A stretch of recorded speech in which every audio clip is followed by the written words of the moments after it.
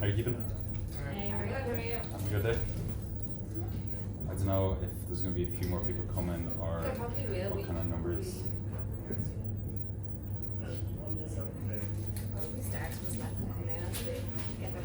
Yeah, sweet. What time do you get lunch at? It's very random. Kind of depends on the restaurant. Do you usually get a full hour, or how long do you get for your lunch break? It's delivery, so.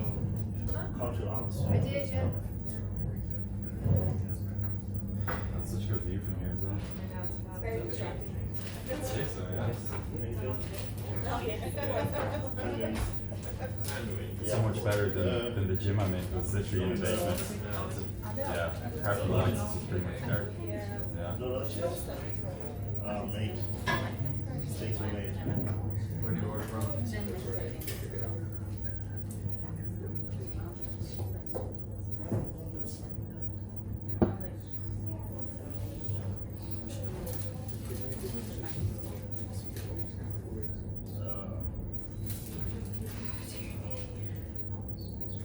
So before we get started, who wants to be my guinea pig? We're going to be doing demonstrations up here. I think Brenda.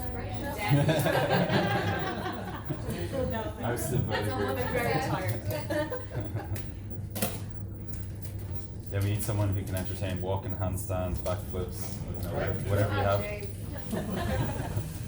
Tara has to be the fittest person in the office. No, I'm not. I go to the gym to lie down. You can do some pull-ups out of that. Yeah. Alright, I suppose we'll get started. So first of all, thanks a million for coming. I know you're taking time out of your day to come and hear me speak. As it says on the screen, my name is Elan Darcy. Quick background on me, I've been running my own personal training business for the last 2.5 years. Worked in a gym called the Irish Strength Institute down on Leeson Street. That's where I train all my clients out of. I've worked with pretty much everyone you can imagine, from CEOs to people in law, accounting, finance, tech. Worked with loads of people in Facebook, LinkedIn, Twitter, all the big companies and stuff like that. So it's been really good over the last couple of years because I've been able to work with so many different types of people, all ages, all abilities. And at the end of the day, I've been able to help them get the results that they want, whether it be losing weight, increasing energy levels, getting fitter, stronger, doing their first pull-up, doing the first push-up, whatever it is, or even just feeling better, confident in their own skin. So before I get started, I have like 20 slides. I'll try to get through them as quickly as I can. Obviously, I'm here to try and give you as much value as possible. I want to give you as many practical takeaways today as possible so that you can leave at the end of this session at like half one or two, be like, okay, I know that I need to implement X, Y, and Z to feel better, or have more energy levels, or whatever it may be. So because it's more of an intimate group, I'd love to go one by one and kind of learn more about you and your goals and kind of like what you'd like to take away from today's session, because I obviously want to be more specific about what I want to talk about. So if we go starting from the back, if you just tell me your biggest fitness goal at the moment and one thing that you want to take away from today's session. So we'll start with you over there. What's your name? Bruno. Bruno, nice to meet you. Fitness goal, I guess, to eat better. In general, I wouldn't say I'm not fit or eat too bad, but I think I want to eat better, that my body functions better. Okay. As a whole, so that would be my Sweet, sounds good. Second point. Just one thing that you would like to take away or learn from today? Yeah, anything that I can do to go towards this goal. Yeah. Okay, sweet. Yourself? My name's Greg. Fitness.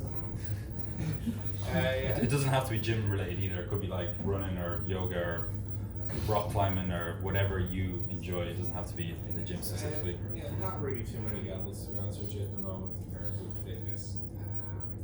Just, I enjoy it. I do very basic things to keep going. Just see if we can learn something new. It's really good. Okay, sweet. So the whole point of today's talk is how to optimize your not only your physical health but also your mental health, because obviously last Thursday was World Mental Health Awareness Day, And obviously, you know, it's super important that we focus on being happy and content, and you know, not having that little guy in our head, you know, shouting negative thoughts at us every day, and you know, being able to be really, you know, mindful of everything, and have like a lifestyle that kind of, you know, allows us to feel happy in our own skin, and you know, just feel good overall. So go you next. So I asked earlier, I didn't think you were here, what's your biggest fitness goal for the next few months, and one takeaway you'd like to, you know, one thing you'd like to learn from today's talk? Okay. Carl? Nice to meet you. Yeah. Say fitness goal for the last while is to put down to decent weight. So originally I was like 110 kilograms, so I'm trying to get down to around 87. Sweet. So doing that and then moving to vegetarian diet. Okay, sweet. So doing that and then trying to exercise more than I have. Cool. So you have a few things on your plate at the moment. Yeah, so I'm going to learn today is going to learn about that, and then kind of having the sustainable kind of gym routine along with a diet. Yeah. Because at the moment trying to get getting all the food that you need in a certain time frame, and just not kind of overload.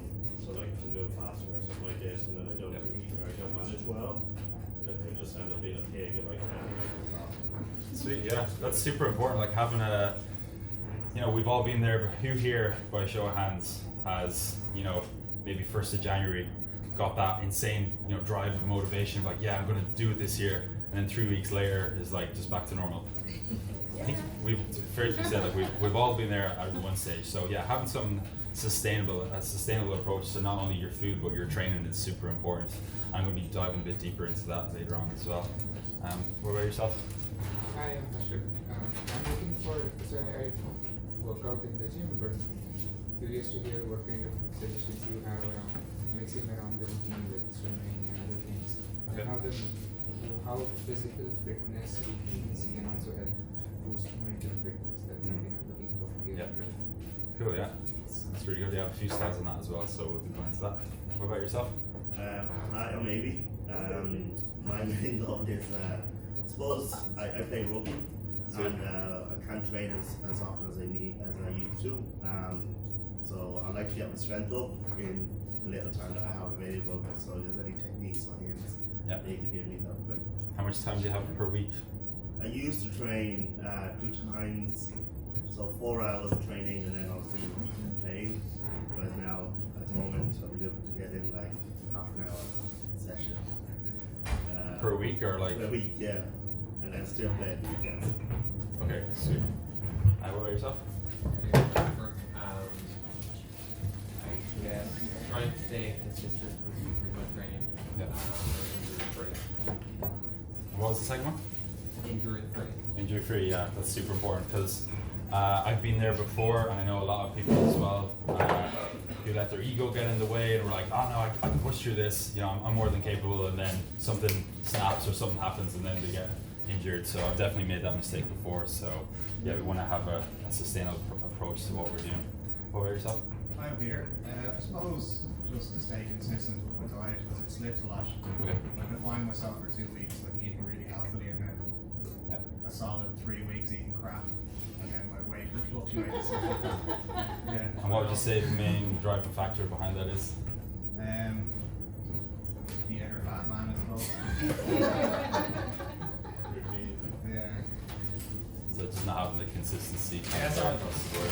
and today, so I'd like to learn more of what you have to say. Yeah. Maybe get some tips. Sweet, sounds good. Hey, Vinny, probably just exercise more regularly. So I just one-off once a month or once every 2 months. And what about one takeaway from today as well? Just get into a routine, maybe how to set a routine and stick to it. Yeah, so maybe training once a week instead of once a month. Sweet. Sounds good.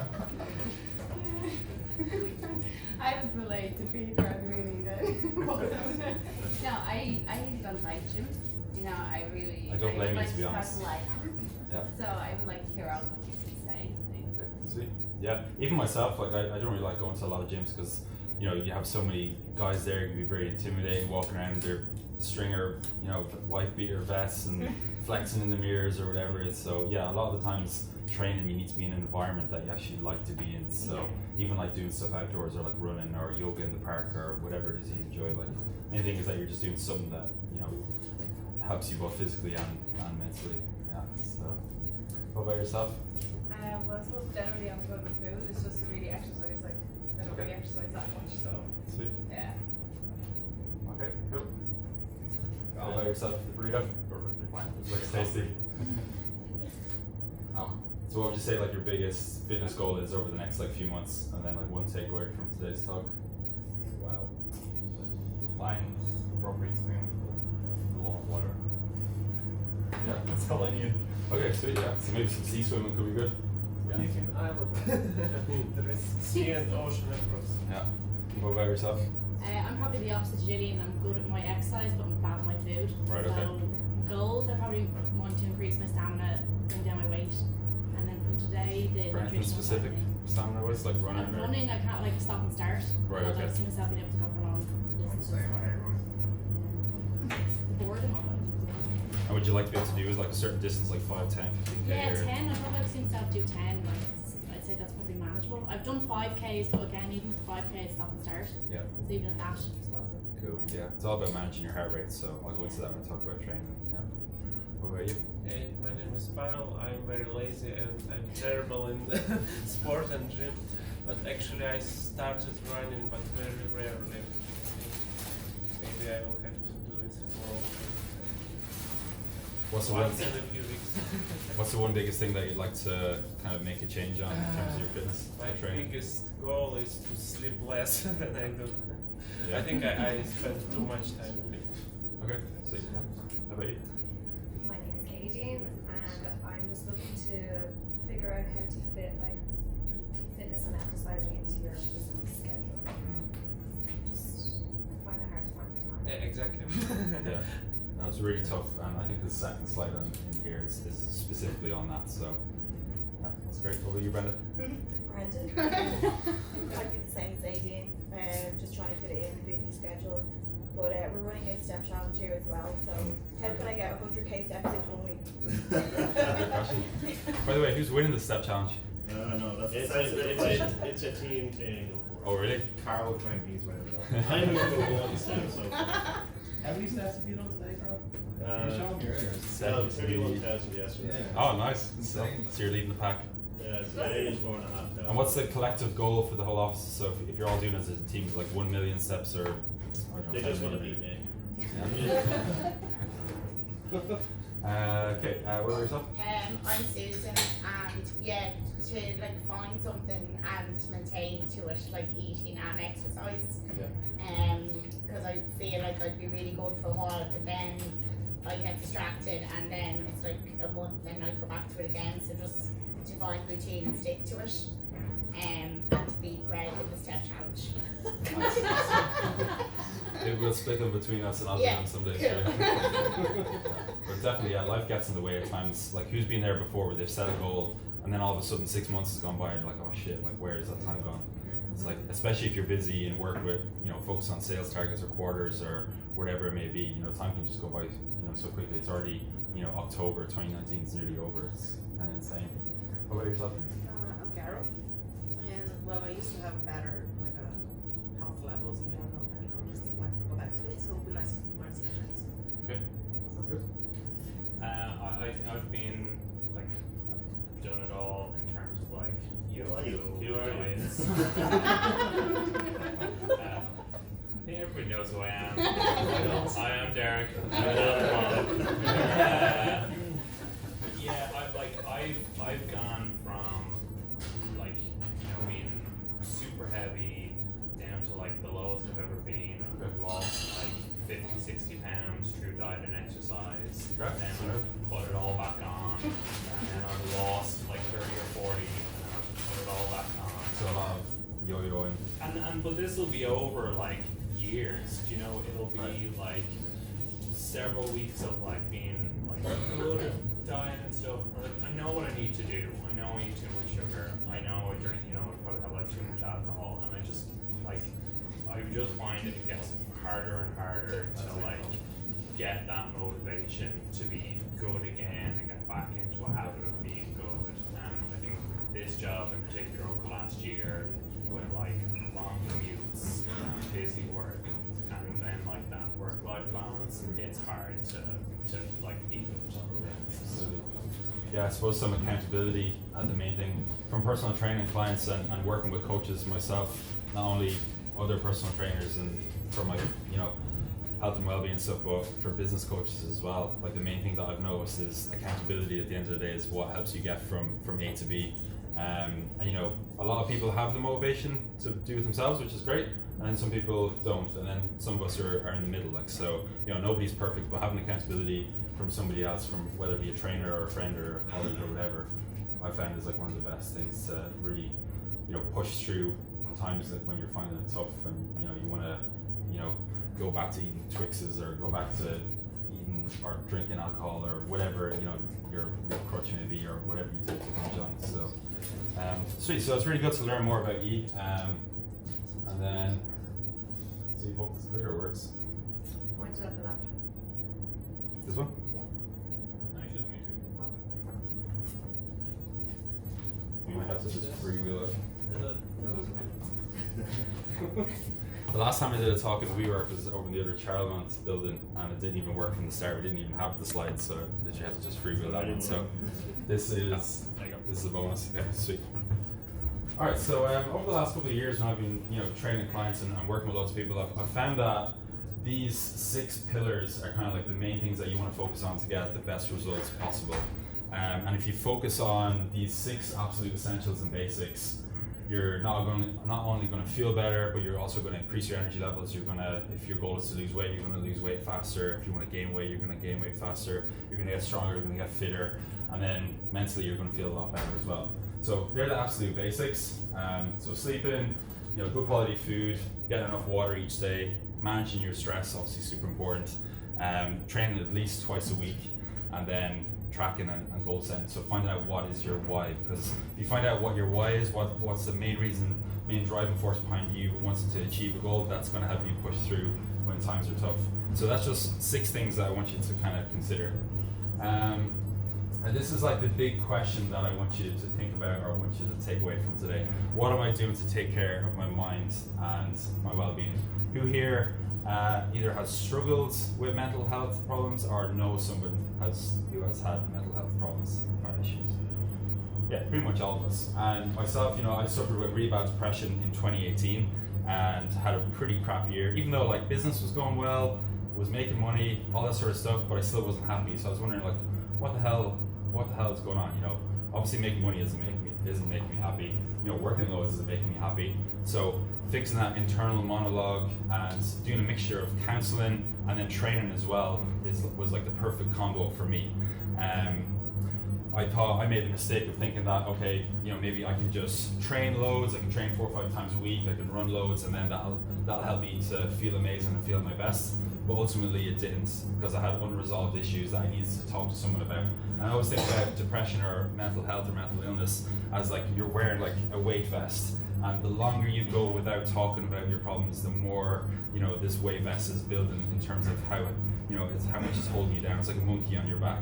So being able to, for me personally, I found counselling and training works quite well. Obviously, it's different for everybody, but I just thought I'd share my 2 cents on kind of my own experience with mental health and well-being. So that's a big question for today. What am I doing to take care of my mind and my well-being? Who here, yes or no, would like to improve both their physical and mental health? Yes? Yeah? Everyone has full mouths? Okay, so if I go yes or no, if you can, try and shout yes. I think maybe a few people are working, so probably best off just to raise your hand. Alright, so as well, like a big question, as you mentioned, Aidan, earlier on, fitting a healthy lifestyle into your schedule. It can be really, really difficult, especially, if you're working a lot. Who here works 40 hours a week or more? Yeah, pretty much all of us. Okay, sweet. So that's going to take up a lot of your week. And I've found over the last couple of years that there's a couple of things that you need to do. You need to, prioritize, and you also need to schedule. So who here on a daily basis would like schedule in their work or any projects that they have?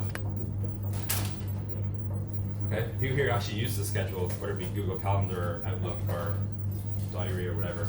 Okay, so pretty much everybody. All right, and then who schedules in meetings? All right, now the big question. Who schedules in their time off or their time to go train or go to the gym or just me time? 1, 2, 3, 4, 5, 5.5. Like, We're too I'll sure. schedule it and then I'll be like, okay. Okay. So 5 out of about 20 or so. So that to me is like a really big issue because you know you want to prioritize and schedule things that are important. And obviously, me time and do things for yourself is super important. And I would say it's even more important than obviously projects and that are super important. But it's just as important that you give yourself time off as well as time on. And I found personally as well that has helped me a lot. That on my, even on like Friday evenings, Saturdays, Sundays, I'll just schedule time off on my calendar. Or like today, after this talk, I have a client from 2 to 3, and then from 3 to 4:30 is me time. So I'm just gonna be in the gym, training, you know, relax, have a shower, sauna, you know, just chill for an hour and a half, and then get back to work. So it's really important to schedule and prioritize. So this is kind of a breakdown. You know, everybody has the exact same amount of hours in the week, 168 hours. So if we actually have an analytical look at how our hours are broken down throughout the week, then we can actually see where we have time and where we don't have time. So you already said that you're working at least 40 hours or more per week. So that's taking up 25% of your week. And then sleeping, who here gets 6 hours sleep per night on average? 7? What about 8 hours or more? Okay, sweet. So most of you are around like 6 to 7. So yeah, if we go by that number, then you're roughly going to be using like about a third of your week sleeping. So we have these other like 40% of your week. If you've got another like 60 to 65 hours of your week to, obviously some of that's going to be taken up with commuting to and from work. It's going to be meeting friends or whatever. But we have at least 10 or 20 hours in a week where we can just focus on ourselves. And obviously you can't help anybody else unless you can help yourself. So when it comes to scheduling things, can anyone guess how many hours you would spend in the gym percentage-wise? Like what would the percentage-wise be in terms of the amount of hours from 168? If you train 3 times per week for 1 hour, obviously that's 3 hours, it only works out like 2.5% of your week. So you don't need to train more than like 3 hours per week. So you're only dedicating 2% to 3% of your week to actually training in the gym. So who here thinks that's a lot? Okay, good. Yeah, so it's not really a lot at all. And you really don't need to spend more than 3 or 4 hours a week in the gym. And as I said earlier, you don't even have to go to the gym if you don't want to. You can train outside, or you can do yoga or whatever your favorite thing may be. So there's definitely no excuse for not getting me time in for your own physical health and mental health, because when you look at the hours and you break it down, there's definitely enough time for everybody to get your training done. It just depends on whether or not you're going to prioritize it. So if you have it in your calendar ahead of time, just block off that time and make sure that you go and do it. Like, don't make an excuse like, oh, I have to get this work done or whatever it may be. Or it might even be a case of doing all your training on Saturdays or Sundays, because maybe you do have a lot going on Monday to Friday, and you just have so much on in the mornings and in the evenings. So making sure that you schedule it is super important. Who here likes cats? All right, and I'm presuming everyone else has dogs or no animals. Okay, see. So sleep and blue light, these are like 2 really important things. The only time that you're recovering and regenerating is actually when you're in a deep sleep. There's no other time where your body or where your brain is actually recovering other than when you're in deep sleep. So if you're sitting at home, who here lies in bed and watches Netflix at night? Okay, most of us? Yeah. I'm actually still robbing my girlfriend's account. I haven't bothered to pay for it, so I need to start giving her money for that. But yeah, so one of the big things about like watching Netflix late in bed, or being on the laptop or on your phone or whatever it may be, is it's emitting blue light. And does anyone know why blue light is important, or why it's important to know about blue light? It tricks your mind into being day, so it doesn't give it a chance to shut down. Yeah, that's exactly it. So basically, when blue light comes into your eye, it's going to drop a hormone called melatonin. So this red light here. So melatonin is your main sleep hormone, and as the sun goes down, melatonin naturally rises up, and then eventually you get to the point where it hits your brain and you start feeling drowsy, and then you get that urge to go to bed or fall asleep on the couch or whatever it may be. So we don't want to affect that natural rise in melatonin, but blue light is the biggest contributing factor to what's actually going to affect it. So one simple and practical thing you can do, if you have a laptop, download an app called f.lux, f.lux. I think there's a mobile application for it as well. Download it onto your phone or laptop, and it automatically changes the amount of blue light that's emitted through the screen. So it'll go from blue light to red light, because red light is what we want. If you want to have the best sleep of your life, you're actually best off to turn the lights off and like use a candle, or you can actually get like it's called a Himalayan salt lamp, where it only emits like red light, and that's what's going to help your melatonin levels to naturally rise in the evening. So you're going to be able to get a better, deeper sleep. So it means you're going to have more energy, you're going to feel better. Who here has woken up after 4 or 5 hours sleep and feels really grouchy? Yeah, pretty much all of us. Like if I get less than 6 hours sleep, you don't even want to be around me. Like if I have to talk to my girlfriend on the phone, she lives over in London, I'd like, oh, we'll have to just leave it till tomorrow. I need to get a deep sleep. You probably don't even want to talk to me at this stage. Huh?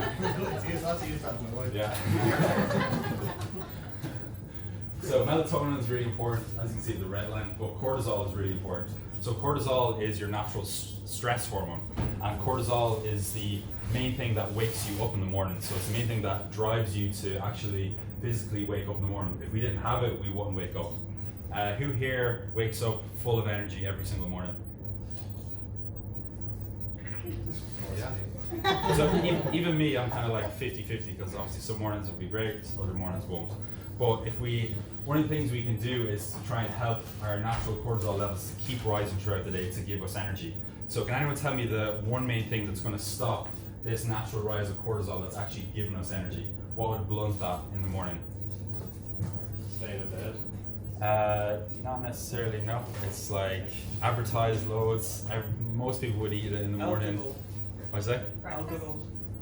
Yeah, carbohydrates specifically, yeah. So like Cocoa Pops, shredded wheat, Cheerios, whatever you eat for breakfast pretty much in terms of cereals is going to affect your natural rise of cortisol. So you basically don't want to eat carbs by themselves in the morning, because that's just going to cause your cortisol levels to get blunted, and then you're gonna hit the what's called the 11 o'clock slump, and you're just going to feel like crap and not really have that much energy. So how do you fix that?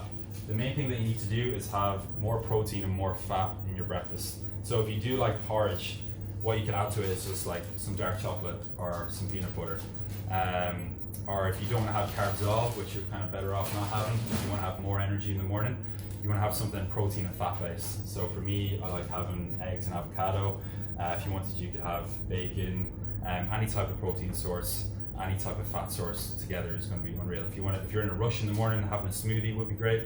So you could have like a scoop of whey protein powder or a scoop of vegetarian protein powder with some like mixed berries and some water, and you could add in like a scoop of peanut butter or nut butter into that as well, and you can drink that on the go if you're in a rush.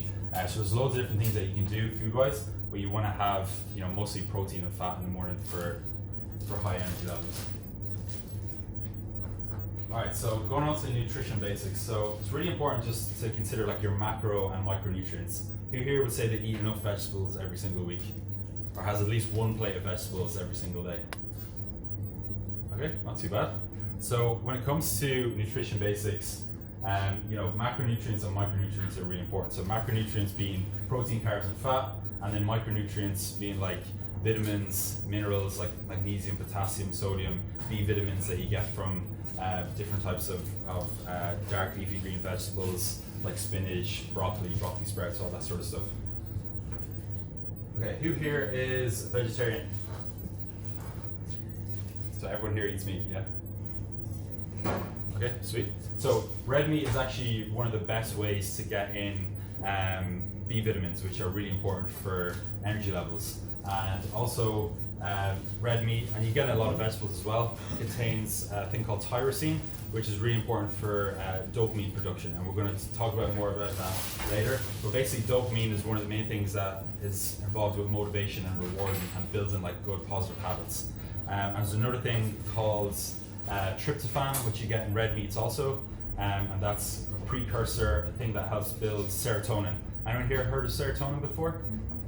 It's basically like when people take ecstasy, that's what gets really increased up in their brain, is serotonin. But what you can do to mimic the effects is like when you're training, basically when you're training, you're going to have an increase in serotonin as well. And that's what makes you feel good. That's like your feel good hormone. And one way you can boost serotonin and feel good from food is by having, as I said, more tyrosine, more tryptophan. So you get tryptophan from any types of red meat. So whether it be, mince or steak or whatever it may be. There's loads of different types of red meats that you can go for. So protein is really important because it's ultimately the main thing that's going to keep you feeling full and going to help you like not have any extra cravings and stuff like that. So who here gets cravings the all time for like sweets or binges on cupcakes or whatever it may be? Yeah, we've all been there at one stage where we've walked into Tesco after a late night and we haven't eaten food in hours, and there's like just this unreal smell coming from like the baguette section or from the muffin section or whatever it may be. And so the main way we can stay away from getting cravings and eating food that we don't necessarily want to eat, but we're just kind of driven to eat it because the smell's unreal, is getting more protein in our diet. So protein is absolutely essential. Who here likes jellies? Okay, good. I like jellies as well, but same thing with all carbohydrates. It's all about if you're going to use them or not. So easiest way to think about carbohydrates is if you want to drive from Dublin to Galway, how are you going to do it? You need to put fuel in your car, obviously. You need to put petrol or diesel. You need some type of energy to get from A to B. And so carbs are non-essential, but they're important if you are more active. So if you run a lot, if you train a lot, if you are really busy a lot of the time, you're going to burn more calories. And carbohydrates are your body's preferred way of getting more energy. So when it comes to carbs, like healthy types of carbs would be like loads of different vegetables. You want to try getting loads of berries as much as possible, like bananas, apples, any types of fruit really. Things like jellies, probably not the best thing to go for, but a couple of handfuls here and there once a week isn't going to kill you either. Like, so you want to have a bit of flexibility, with your diet and stuff like that. All right, and so fat is absolutely essential as well. So healthy fat sources include like fish. I think you said you're pescatarian, right? I want to be. You want to be pescatarian, yeah. So yeah, if you want to be pescatarian, most of your diet is going to be built up of like Mediterranean type foods, like fish, nuts, olives, dark chocolate is one of my favorites as well. Avocado is great. So there's loads of different types of fat sources that are really healthy and really important for energy levels as well. So as I mentioned earlier, with your breakfast, what was the two things that I mentioned that are really important if you want to have like high energy levels throughout the morning? More fat. Yeah. So fat and protein. So you want to have a combo of both. So some mornings I'll just have a coffee and a square dark chocolate. Other mornings I'll have a few eggs and avocado. It just depends on whether you have the time or not to actually cook or get prepared. Or so there's loads of different ways you can do it. Okay, sweet. So we're gonna move on to self-image and calories. So who here has a weight loss or a weight gain goal at the moment? Okay, sweet. And everybody else is just more so about toning up, feeling better, both physically and mentally, which is awesome. But when it comes to calories, I think it's really important to point out because I think self-image is directly tied to self-confidence and your own mental health and stuff. If you can look in the mirror and feel happy with who you see looking back, I think that is really, really important. So how do we manipulate our bodies into doing what we wanted to do? How do we manipulate it into either losing weight or gaining weight? So it's all about calories. It's all about energy coming in from food and energy going out from activity. So it's always this balance between whether you're training and then how much food you have coming in.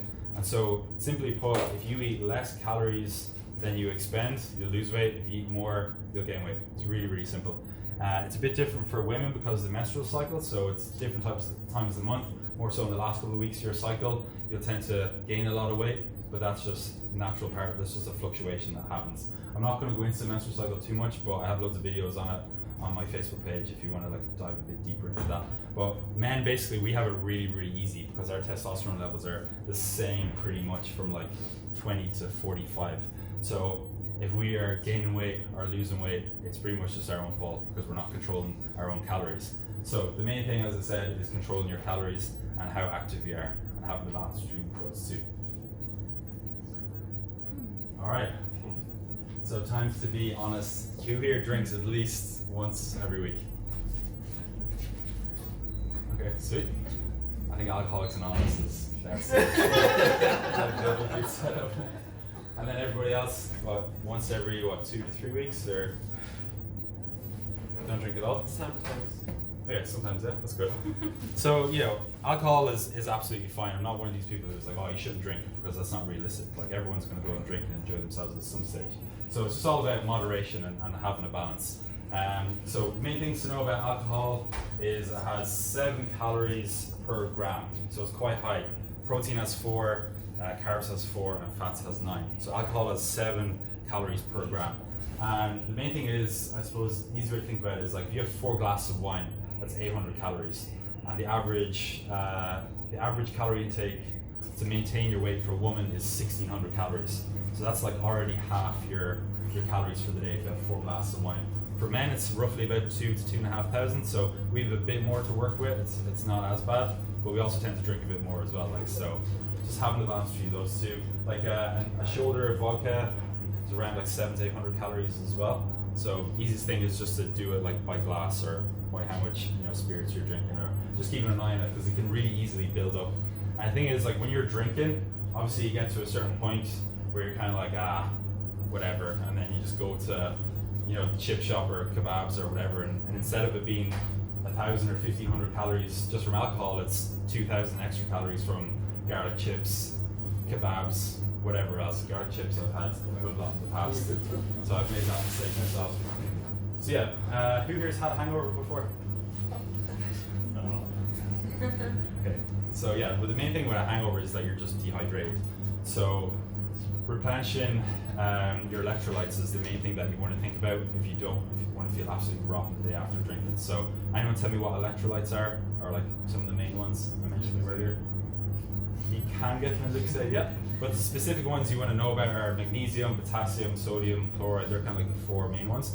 You get them in Diorolite. You can buy it in a pharmacy for like €3-4. And you can just throw the Diorolite into like a litre or a litre and a half of water, and then the next day you won't feel as rotten because you'll have rehydrated yourself. And getting enough electrolytes in is important, not just for after a night out, but just for feeling good in general. So when you eat bananas, for example, they have potassium. When you eat red meats, they have like magnesium and zinc and important vitamins and minerals and stuff like that. So I always think with food, even if you're not an athlete, you want to think about yourself as an athlete. You want to think about, okay, how can I fuel myself to really perform today?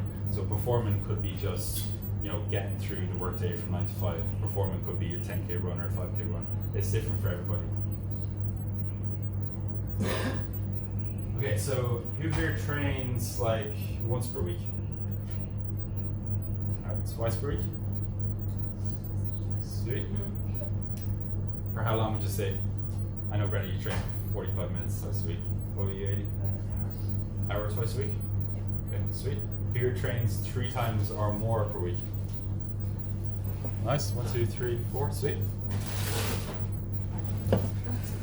So in terms of benefits of training, I mean, you could literally have a list from here to that building over there of how many benefits.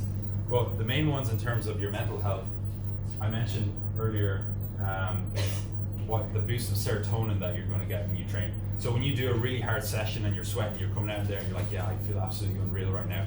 That's serotonin boost in your brain. And you also get a boost of dopamine, and that's what helps with motivation and reward. And kind of, afterwards you're like, yeah, I think I'll go back to the gym again. So dopamine and serotonin, that increases what you're basically aiming to get from training. And then obviously physically, if you feel fitter, if you feel stronger, if you can look at yourself in the mirror and feel happy, if you have set a goal of dropping a dress size or gaining a few kilos or putting on extra muscle or whatever it may be, that's one of the biggest benefits of training, because you've proven to yourself that you can set a goal and that you can achieve it. And even just to increase your energy levels as well, because one of the things I've noticed is that if I don't train for a couple of weeks, I start to get sluggish. Has anyone else noticed that before? If they don't train or they sit at home or if they're just in work all day, start to feel sluggish? Yeah, so that's just the way our bodies are designed. You know, if we move more, we're designed to move. We're designed to, you know, be active, and so training on a regular basis is super important, not only for our physical health but for our mental health as well. So as I mentioned, serotonin and dopamine are really important. They're called neurotransmitters. Big fancy word, sounds complicated. It's really not. They're